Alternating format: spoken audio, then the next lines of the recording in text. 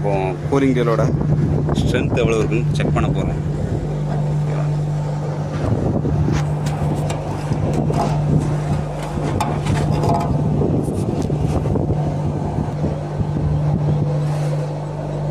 So பார்த்துக்குங்க space இருக்குது. 2 கல்லுக்கு இடையில் கூலிங் ஜெல்லை வைக்க போகிறோம். இது ஒவ்வொரு கல்லோட எடையும் 6 கிலோ. ஸோ எவ்வளோ வெயிட் நம்ம தாங்குது, 15 mm திக்னஸ் இருக்க கூலிங் ஜெல் எவ்வளோ வெயிட் தாங்குது நம்ம செக் பண்ணுறோம்.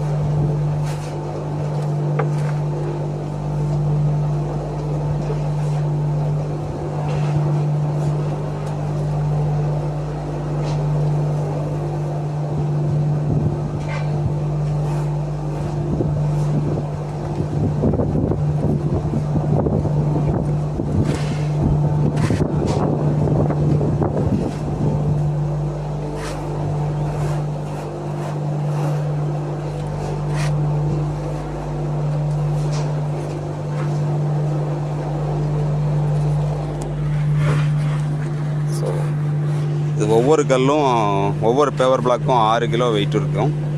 ஸோ 1 2 3 4 5 6 7 8 9 10 கல் இருக்குது. 1 2 3 4 5 6 7 8 9 10. ஸோ 10 கல். ஸோ 60 கிலோ வெயிட்டை வாங்குது. ஸ்பேஸ் இருக்குது பார்த்துக்குங்க. ஸோ 15 mm திக்னஸ் இருக்க கல் 60 கிலோ லோடை தாங்குது.